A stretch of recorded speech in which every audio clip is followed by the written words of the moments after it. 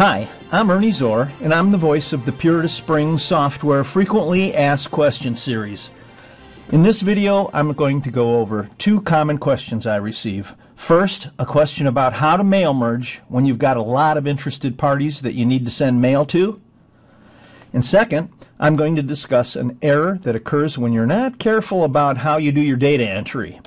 We try to keep these videos as short as possible, so without further ado, let's get started. Mail merging. Now, what directed my attention to this subject of mail merging was a call from a law office that had over 50 people on the probate program's next to kin worksheet. They were wondering if there was a way to use Word's mail merge function to address the envelopes that they were going to use to enclose things like notices, consents, and waivers. Well, unfortunately, the short answer is no. I'm afraid I don't know enough about Word's mail merge function to figure out a way to do this, if indeed there is a way to do it.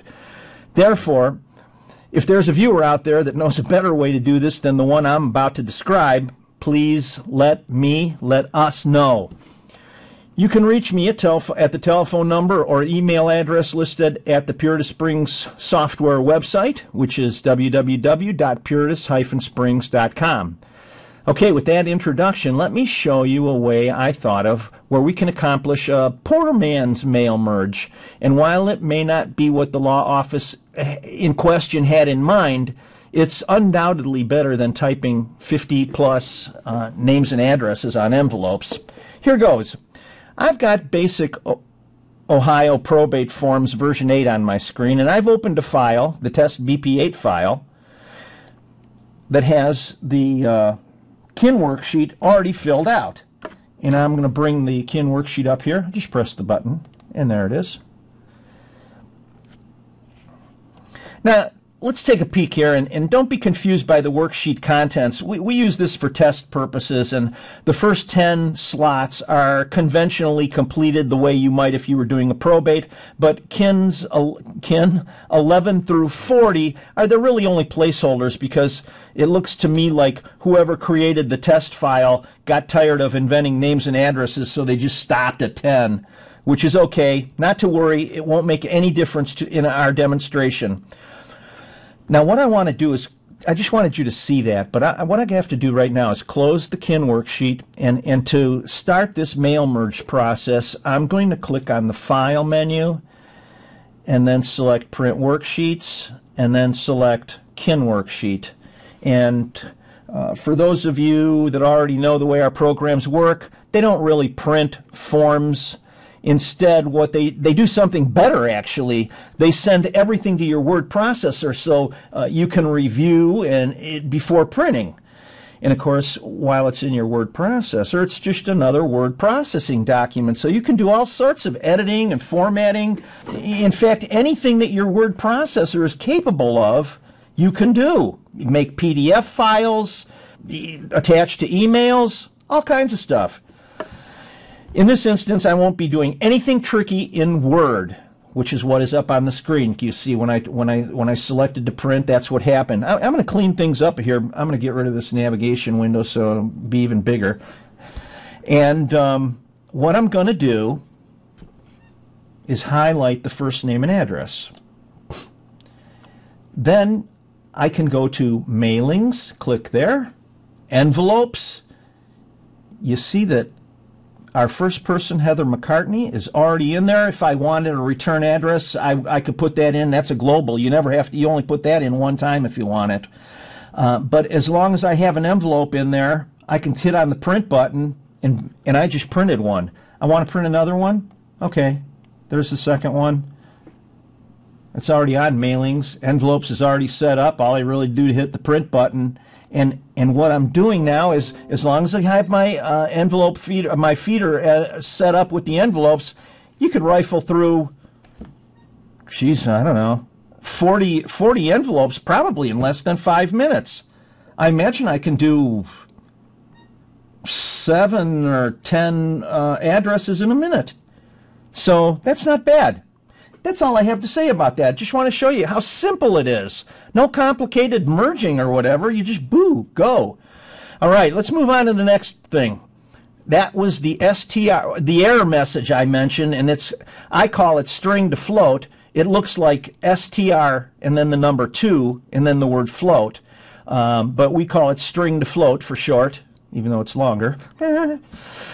Okay, so anyway, what does it mean, string to float? Well, in computer terminology, string means simply text. And this error refers to the fact that the application was unable to convert text to a number. It's silly, but I'm going to show you an example here. I'm going to take this entry here, I'm going to erase it, and instead I'm going to put the word cat. Okay, now I'm going to click on the refresh button and watch what happens. Hey, string to float error. Now, some of you may guess, not many, but probably some of you may guess that the word float actually is referring to floating point numbers, and you may be asking yourself, well, how does this connect with the fact of the date? And the answer is that well,